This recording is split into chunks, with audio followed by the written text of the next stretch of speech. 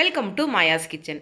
இன்றைக்கி நம்ம சப்பாத்திக்கு வெரைட்டி ரைஸ்க்கு சாப்பிட்ற மாதிரி ஒரு கிரேவி எப்படி செய்யலான்னு பார்க்க போகிறோம்.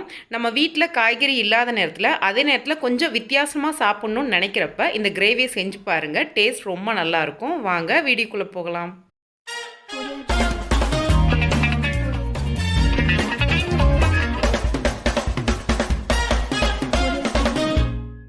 இப்போ கிரேவி பண்ணுறதுக்கு ஒரு பவுலில் 1/2 கப் கடலை மாவு எடுத்துருக்கிறேன். இதோடவே தேவையான அளவு உப்பு, கொஞ்சமாக மஞ்சள் தூள், கொஞ்சமாக பெருங்காயத்தூள், 1/4 டீஸ்பூன் தனி மிளகாய்த்தூள், 1/4 டீஸ்பூன் தனியாத்தூள், 1/4 டீஸ்பூன் கம்மியாக ஜீரகத்தூள், 1/4 டீஸ்பூன் ஓமம் எடுத்து ஓமத்தை இந்த மாதிரி கையில் நல்லா கசக்கிட்டு போட்டிங்கன்னா மனம் ரொம்ப நல்லா இருக்கும். இது எல்லாத்தையுமே ஃபஸ்ட்டு நல்லா கலந்து எடுத்துக்கோங்க. இது எல்லாத்தையுமே நல்லா கலந்து எடுத்ததுக்கப்புறமா இதில் சூடாக இருக்கிற எண்ணெய் 1 டீஸ்பூன் சேர்க்குறேன். இந்த எண்ணெயும் பார்த்திங்கன்னா இந்த மாவோடு நல்லா பெரட்டி எடுத்துக்கோங்க. இது நல்லா பெரட்டி எடுத்ததுக்கப்புறமா இதில் 2 டீஸ்பூன் தயிர் சேர்க்குறேன். இதில் தயிர் சேர்த்துட்டு நல்லா மாவை பிசைஞ்சு எடுத்துக்கோங்க. நம்ம சப்பாத்தி மாவை விட கொஞ்சம் தளர்வாகவே பிசைஞ்சுக்கோங்க. தண்ணி எதுவும் தேவையில்லை. மாவு பிசையும் போது தண்ணி தேவைப்பட்டால் லைட்டாக தொளிச்சுக்கிட மட்டும் செஞ்சுக்கோங்க. தயிரே உங்களுக்கு சரியாக இருக்கும். அந்தளவுக்கு பிசைஞ்சு எடுத்துக்கோங்க. இப்போ மாவு தயாராகிடுச்சு. இதில் 1 டீஸ்பூன் எண்ணெய் சேர்த்து நல்லா இதை மேலே பெரட்டி விட்டு கொஞ்சம் நேரம் இதை மூடி வச்சிடலாம். நம்ம கிரேவி ரெடி பண்ணதண்டியும் இந்த மாவு ஊறிக்கிட்டு இருக்கட்டும். நம்ம ரெடி பண்ணி வச்சுருக்க மாவை ஒரு தட்டு போட்டு மூடி வச்சு ஓரமாக வச்சிடுறேன். இப்போ நம்ம கிரேவி பண்ண ஆரம்பிக்கலாம். அதுக்கு ஒரு மிக்சர் ஜாரில் 1 வெங்காயம் எடுத்துருக்கிறேன். கூடவே 4 பல் பூண்டு, சின்ன துண்டு இஞ்சி, ஒரு பெரிய தக்காளியாக எடுத்துருக்கிறேன். சின்ன தக்காளியாக இருந்தால் 2 சேர்த்துக்கோங்க. 2 காஷ்மீர் மிளகாவும் சேர்த்து இதை நல்லா அரைச்சிட்டு வந்துடலாம். இப்போ அரைச்ச விழுது ரெடியாக இருக்குது.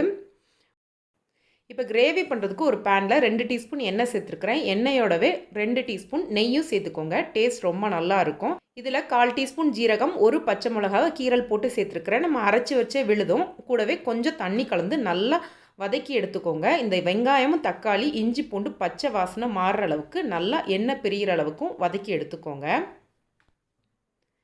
வெங்காயம் தக்காளி எல்லாம் நல்லா இந்தளவுக்கு சுருண்டு வதங்கி எண்ணெய் பிரிஞ்சதுக்கப்புறமா இதில் நம்ம மசாலா ஐட்டம்லாம் சேர்க்க ஆரம்பிச்சிடலாம். 1/2 டீஸ்பூன் தனி மிளகாய்த்தூள், 1 teaspoon தனியாய்த்தூள், 1/4 teaspoon ஜீரகப்பொடி, 1/2 teaspoon garam masala, கொஞ்சமாக மஞ்சள் தூள் சேர்த்து நல்லா எண்ணெய் பிரிகிற அளவுக்கு வதக்கி எடுத்துக்கோங்க. இதை மீடியம் ஃப்ளேமில் வச்சுட்டு ஒரு 2 நிமிஷத்துக்கு மசாலாவோட பச்சை வாசனை மாறுற அளவுக்கு வதக்கி எடுத்துக்கோங்க. இப்போ இதோடவே 3 கப் தண்ணி சேர்க்குறேன். இப்போ இது எல்லாத்தையுமே நல்லா கலந்து எடுத்துக்கோங்க. கொஞ்ச நேரத்தில் இது கொதித்து வர ஆரம்பிக்கும். இப்போ இதுக்கு தேவையான அளவு உப்பு சேர்க்குறேன். கூடவே 1 டீஸ்பூன் கஸ்தூரி மேத்தியை கையில் இந்த மாதிரி நல்லா பவுட்ரு பண்ணி சேர்த்துக்கோங்க. இதோடவே ஒரு 1/2 டீஸ்பூன் சர்க்கரை சேர்க்குறேன். சர்க்கரை சேர்க்குறனால கிரேவியோட டேஸ்ட் நல்லா பேலன்ஸ் பண்ணி கொடுக்கும். இப்போ இது எல்லாமே நல்லா கொதித்து வரும்போது இதில் நம்ம பிசைஞ்சு வச்சுருக்க கடலை மாவை புழிஞ்சு விட போகிறோம். முறுக்கு உலக்கு பார்த்திங்கன்னா 3 கண் உள்ள முறுக்கு உலக்கு எடுத்துருக்கிறேன். உலக்கில் நல்லா எண்ணெய் தடவிட்டு மாவு உள்ளே வச்சுட்டு கிரேவி நல்லா கொதித்து வரும்போது இந்த மாதிரி நீங்கள் புழிஞ்சு விட்டுக்கோங்க. மொத்தமாக ஒன்றா புளிய வேண்டாம். ஒரு சுத்தும் சுற்றிட்டு எடுத்து விட்டுட்டு திரும்ப மறுபடியும் புழிஞ்சு விட்டுக்கோங்க.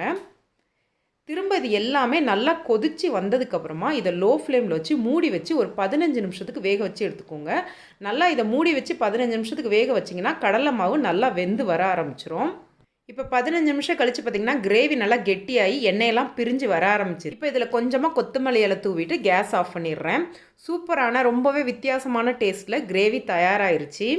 இந்த கிரேவியோட டேஸ்ட் பார்த்திங்கன்னா ரொம்ப நல்லாயிருக்கும். கண்டிப்பாக ட்ரை பண்ணி பாருங்கள். இந்த வீடியோ பிடிச்சிருந்துச்சுன்னா லைக் பண்ணுங்கள், ஷேர் பண்ணுங்கள், மாயாஸ் கிச்சனுக்கு சப்ஸ்கிரைப் பண்ணுங்கள். கூடவே இருக்க பெல் ஐக்கானை கிளிக் பண்ணுங்கள். ரெகுலராக அப்டேட் கிடைக்கும். நன்றி, வணக்கம்.